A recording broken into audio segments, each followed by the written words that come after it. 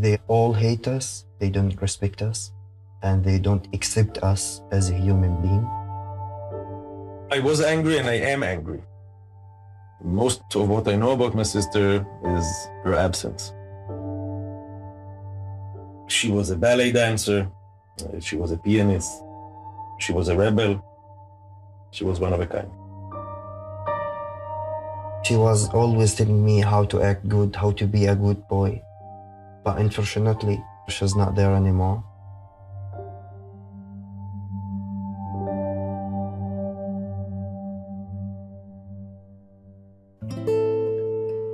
My name is Arab Aramin. I live in East Jerusalem in Anata village. I work as a traffic officer. To grow up in Anata, it looks like a refugee camp. There is no parks for the kids to go and play in. In the entrance of the village, there is a checkpoint, and in the exit also there is a checkpoint. It's not a good place. My sister Abir, she got killed. An Israeli soldier shot and killed her in front of her school, in the back of her head.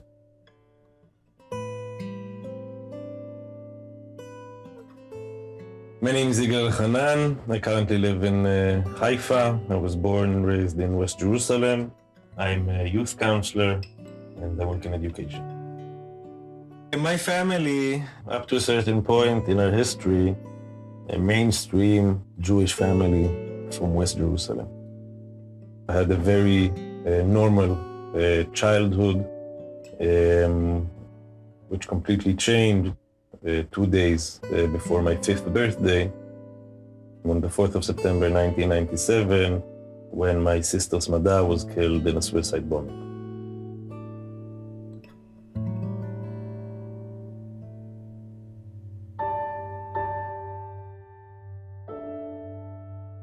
On 16th of January 2007, an Israeli soldier shot and killed my sister Abir in front of her school in Anata.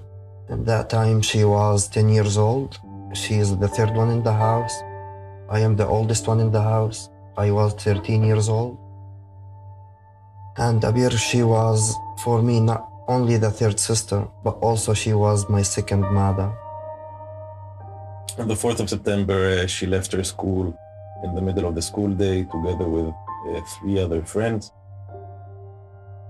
They told their parents and their teachers they went to buy textbooks. Probably they planned to go and do something a little bit more fun than that. But they didn't get the chance because together with them, approximately at the same time, 3 very desperate, hopeless, and as the statistics teach us, vengeful Palestinians left their homes that were in a refugee camp near the city of Nablus, wearing to their bodies detonation belts and grenades. In the suicide bombing that took place in the Ben Yehuda street in the city center of Jerusalem, 7 people were killed, 4 Israeli civilians, and 3 Palestinian bombers. One of those civilians was my sister's mother.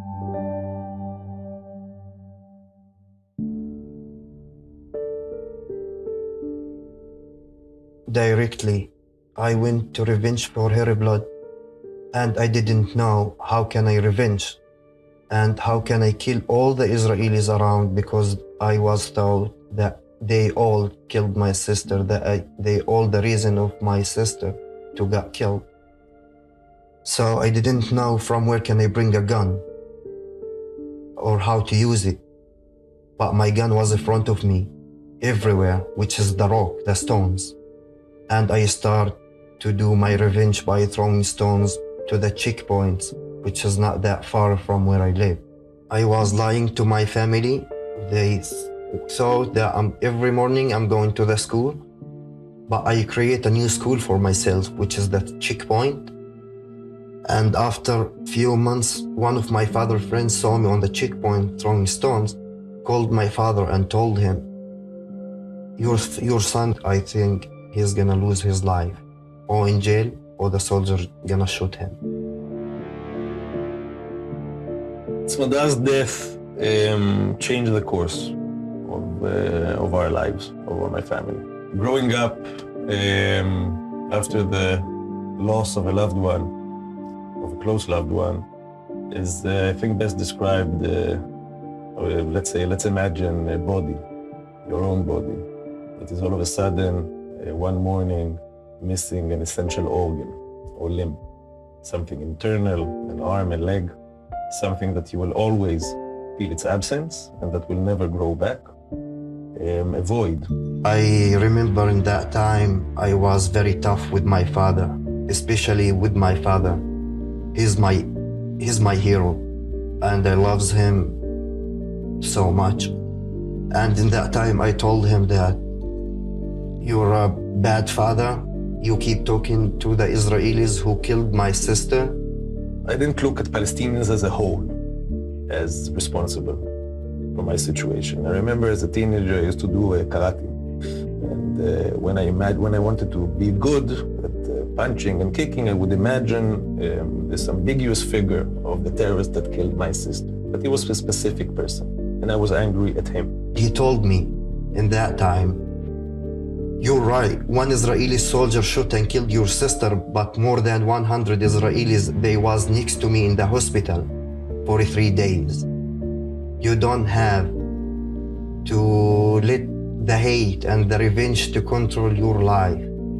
We're not weak people to kill people, but we're very strong people to be against our anger and hate. Israel has every year a memorial day for the people who, for soldiers who fell in battle and for the victims of terrorist attacks. And every time we had the ceremony at school, I could feel the eyes of my classmates staring at the back of my head, as though I needed to represent something, as though this day was specially for me. Although for us, in my family, every day is a memorial day. Every day is a day that we remember Smadar, that we think about Smadar every second, every hour. So it always had this kind of a bizarre feeling to it, something surreal, like you're expecting me to do something, but this is not for me, it's for you. I start to think about the words of my father and took with me 7 years to understand that revenge bring more revenge and the blood bring more blood, and to kill people it's not the solution. The checkpoint teaches violence, the oppression teaches violence, the humiliation teaches violence, vengeance teaching violence, loss is teaching violence. We would like to teach otherwise. We would like to teach non-violence, we would like to teach life. I remember I went with my father to one of the death camps in Germany, and this death camps, it's called Buchenwald. And after 2 seconds of being in that camp, I start to cry for the people who lost their lives for nothing. And I forgot that 2 years ago I wanted to kill all the Israelis around the world because they killed my sister. And I confused myself more, and I start to ask myself too many questions and tell myself, what's happened to me, what's going on? It's drive me crazy, something. And I went back here with a lot of questions, but there is no answers. I started to meet Palestinian members of the parent circle. I met Wurud Abu Awad, who lost her uncle. I met Mohammed Al-Baw, who lost his brother Firas. I met many other Palestinian men and women who lost loved ones.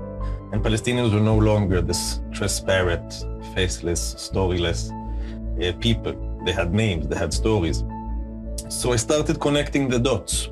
I started asking myself many questions.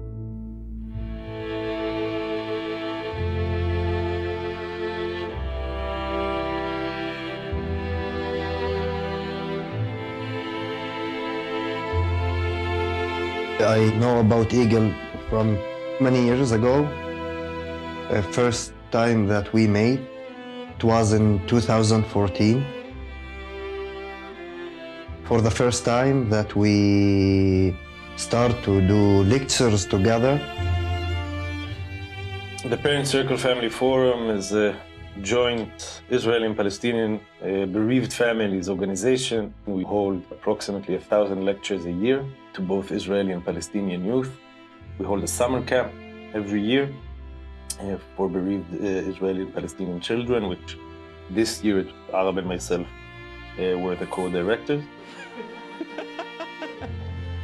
We are family. It's more than family.